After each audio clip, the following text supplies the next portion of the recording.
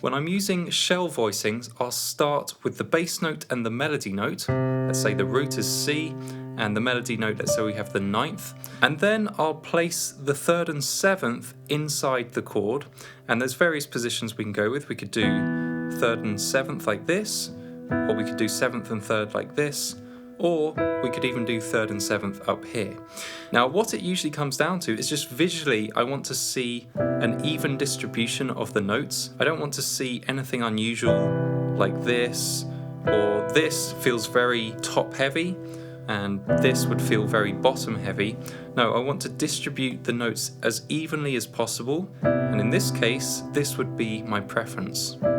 So root, seventh, third, ninth. Now, if it's not possible to do it exactly halfway, then I would prefer the voices to be higher in the chord, like this, rather than lower down. So in this case, I'd probably go with this. And of course, sometimes the melody will be playing the third or the seventh, and in those cases it's simple. You just work downwards and add the seventh in this case, or if it's playing the seventh, you just work downwards and add the third below.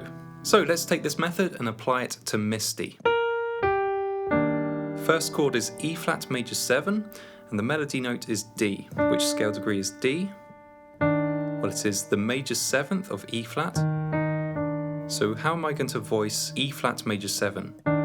Well, I want to use a shell voicing, so I can just play the D, and below it I'll add the third. And that's my shell voicing. Next chord is B flat minor 7th, the melody note is the minor 3rd. How am I going to voice this as a shell voicing? Well, I've already got the 3rd in the melody, so I just need to add the chord's 7th below it. It's going to be A flat.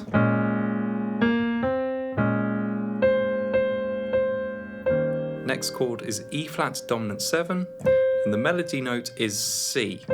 So here, I've started with the bass note, I've also got the melody note in place. Now I just need to add the chords 3rd and 7th. So this is an E flat dominant 7 chord, so it has a major 3rd and a minor 7th. I could do here, or I could do here.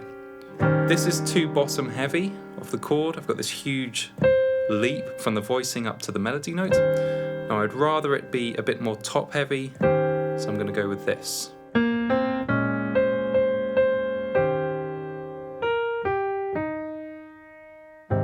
We have an A flat major 7 chord, melody note is C, that's the chord's major 3rd. So how am I going to voice this?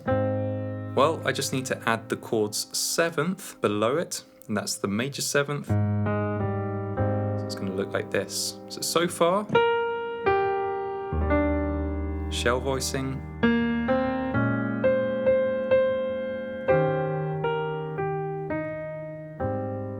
nice. Next chord is A flat minor 7, and the melody note is B flat. Which scale degree is B flat? It's the 9th. So now we just need to add in the 3rd and the 7th of this chord. It's a minor 7 chord, so that's going to be C flat and G flat. So where am I going to put those two notes? I could do this, or I could do this.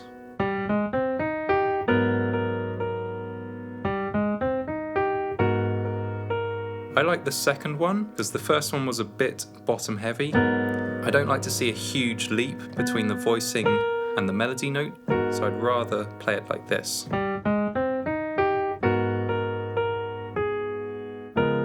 Then we have a D flat dominant 7, melody note is B flat. So the melody note is not the chord's 3rd or 7th, so we've got the bottom note and top note in place. Now we just need to add the 3rd and 7th in between.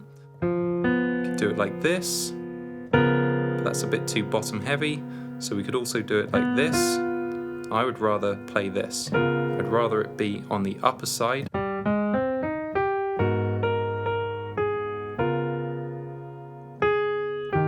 And we're almost finished here. E flat major 7 is the chord, melody note is G. How am I going to voice this?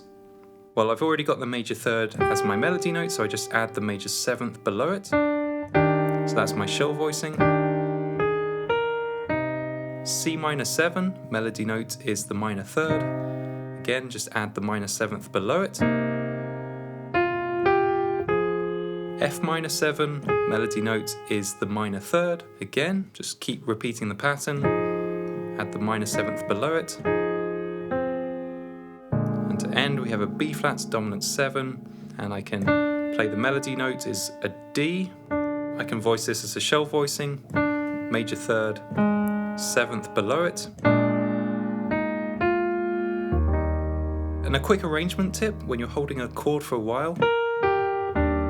I often like to play the root for 2 beats and then the chord's 5th for 2 beats. And this just adds some movement into your arrangement. It stops you from just holding down a chord for 4 beats and waiting for the next chord. So if I started playing that technique with these shell voicings, here's how Misty would sound.